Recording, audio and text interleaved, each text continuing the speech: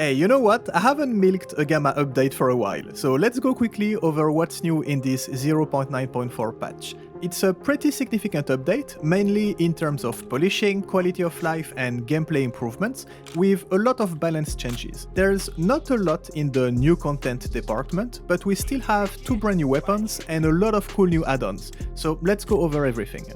Little PSA before we start, because there's way too many people not aware of how to not lose all your settings and keybinds with an update. Before updating your game, launch Gamma in Mod Organizer in the Filter box. Type MCM, and in the Gamma Fixes dropdown, you're gonna see these Gamma MCM values. Rename it to whatever you want, exactly like it says in the description. The name just needs to be changed. Then, in your Gamma installation folders, you have the folder with Stalker Anomaly, and the folder with the Gamma files. They will not have the same name as me, because, well, you picked how you want to name these folders, but the structure is the same. Go to the Stalker Anomaly folder, app data, and back up your user.ltx file. Now you can update your game. Today is a big update, so probably leave everything ticked and go. But always check the announcements on the Discord for like specific instructions. When you're done, put back your user LTX where it belongs, and in Mod Organizer, turn on your old values that you renamed and turn off the other ones. That's it. And now all your settings and keybinds will be the same as before, no need to spend 20 minutes redoing everything.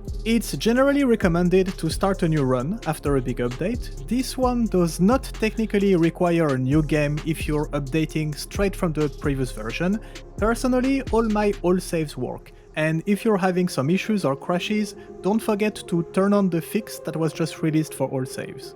Okay, let's get started on all the actual changes. The first thing you will notice is that the starting kits have been tweaked with a better variety of weapons, lots of cost changes that give you more options and better balance for the early game.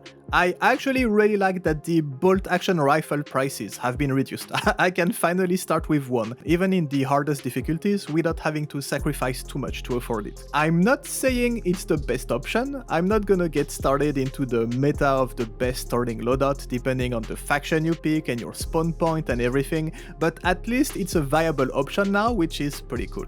Another thing you will notice straight away is the fully completed tutorial system. It might not sound like much, especially for everyone who's been here for a long time, but it's a giant quality of life update for newcomers. All the game mechanics, gun repair, armor repair, healing system, crafting in general and artifacts, all of this can be extremely overwhelming for new players, and having a nicely designed guide built inside the game to assist you or remind you what you have to do to make a specific mechanic work whenever you need it is absolutely great.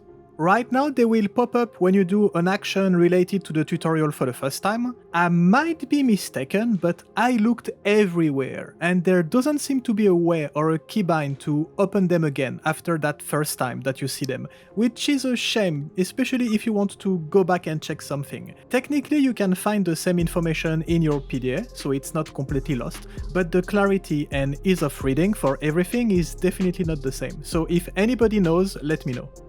We've got 2 new weapons, the KSG-23 shotgun that can take suppressors and lasers, that brings more options for endgame shotguns, and another use of 23x75mm shells, which is nice because this caliber is definitely underutilized. And the RSH-12 because who doesn't need a revolver shooting 50 cal rounds?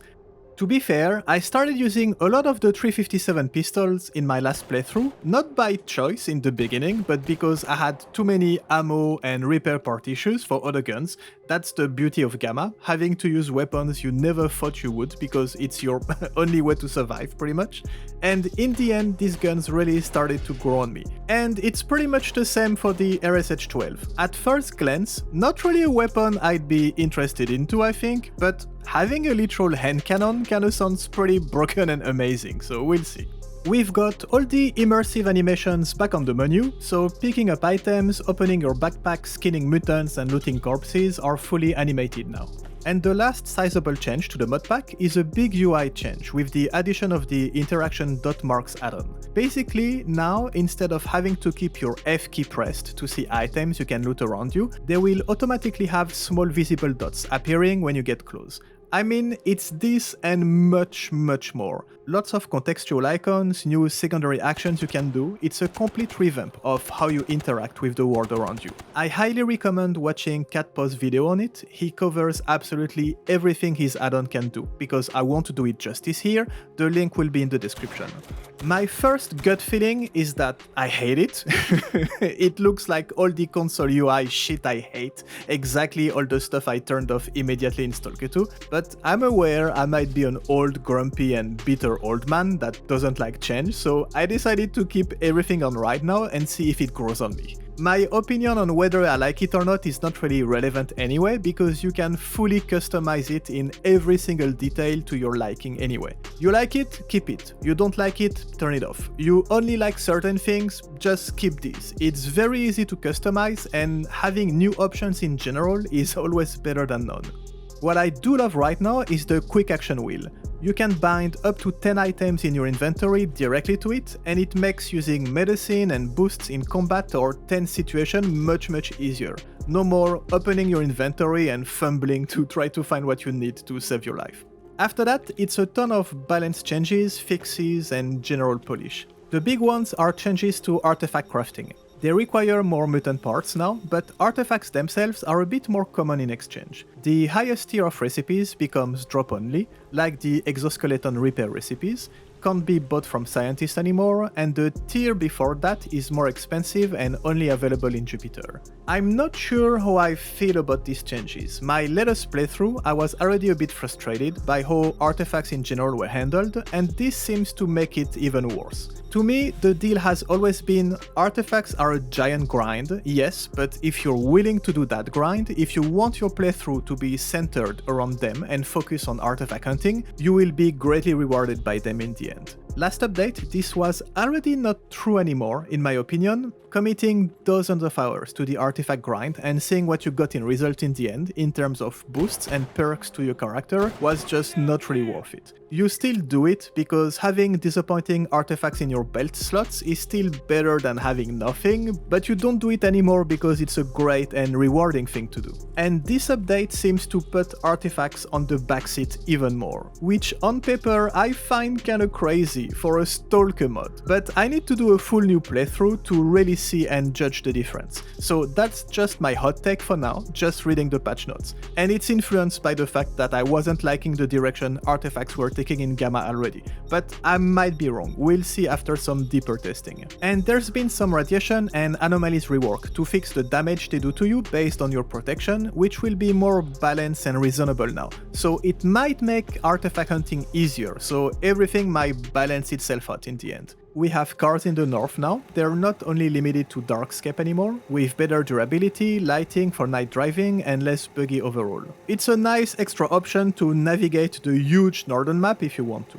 The zone will also feel a bit more populated, with more common but smaller Stalker squads, so more activity in general without drastically increasing the population either. Oh, and I almost forgot. Now in the task menu, when you pick task, you can go back to the previous one if you want to check it or if you miss something. You don't have to close your PDA or refresh everything anymore, which might be actually my favorite change this update.